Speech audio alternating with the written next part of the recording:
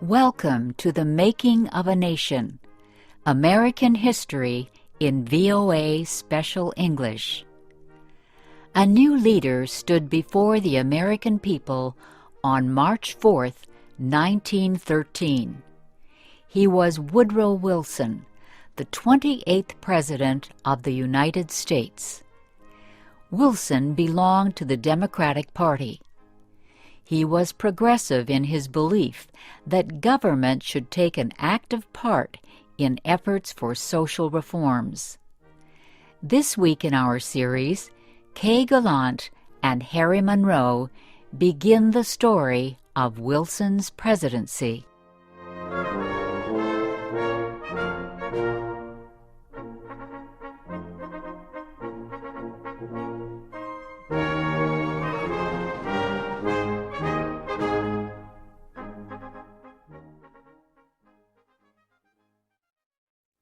Woodrow Wilson had spent most of his life at Princeton University.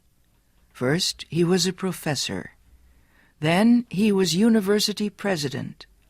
Next, Wilson was elected governor of the state of New Jersey. His early success as governor made him a leading candidate for the Democratic presidential nomination in 1912. Wilson traveled widely around the country during the campaign. He made speeches to many groups. He tried to make himself and his ideas known to as many Americans as possible. Wilson called his program the New Freedom. One of his campaign promises was to fight for better conditions for America's small business owners. Such proposals helped him win the Democratic nomination for president. Then he defeated President William Howard Taft and former President Theodore Roosevelt in the election. Woodrow Wilson, the former president of a university, had become the president of a nation. The largest crowd in Washington, D.C.'s history welcomed Wilson outside the Capitol building on the day of his inauguration. He called on the American people to join him in making the country a better place. "Our duty," Wilson said, "is to correct the evil without hurting the good. I call all honest men, all patriotic, all forward-looking men to my side."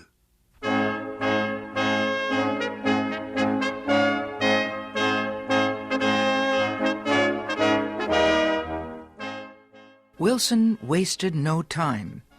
He immediately called a special session of Congress to act on Democratic campaign promises to reduce import taxes or tariffs. Wilson felt strongly about the need to reform these taxes. He broke tradition by leaving the White House to appear before Congress in person to appeal for his tariff proposals. Many members of Congress opposed Wilson's plans, but the new president used the results of a Senate investigation to win the fight.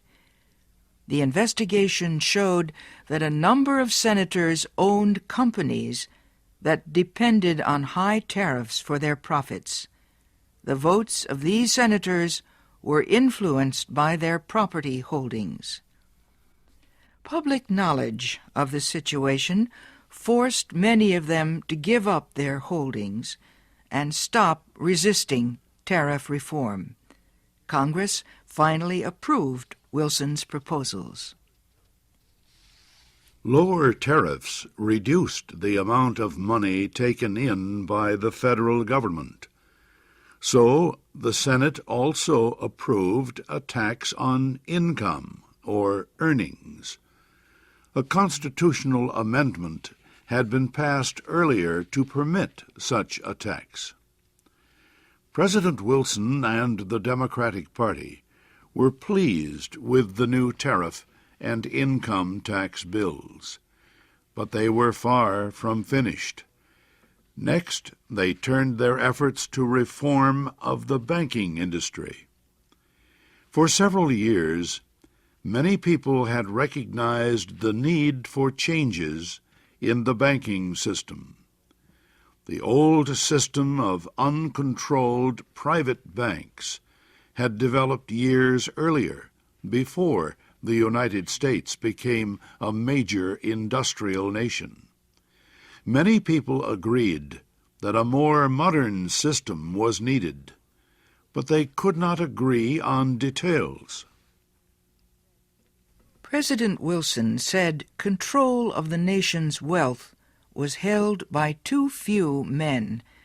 He noted a report that said just 2 men controlled 10% of the total wealth of the United States. Wilson said the nation needed a money supply that could be increased or reduced when necessary to correct economic conditions. He said a method was needed to let banks help each other during economic emergencies. And, he said, laws were needed to prevent a few wealthy men from using the economic resources of the country for their own purposes. Finally, Wilson said the control of this system of banking must be public, not private. It must belong to the government itself. Wilson called his proposal for a central bank the Federal Reserve System. Under the plan, the nation would be divided into 12 areas. Each area would have its own Federal Reserve Bank. These area banks would not do business with the public. They would serve only as bankers' banks, and they would issue a new form of money supported by the federal government. Most important, the leaders of the new system would be chosen by the government, not by private business.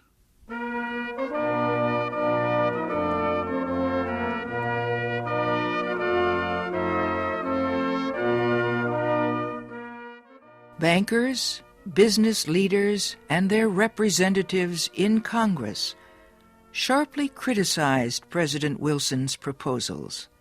They said government control of the banking system was socialism, not capitalism.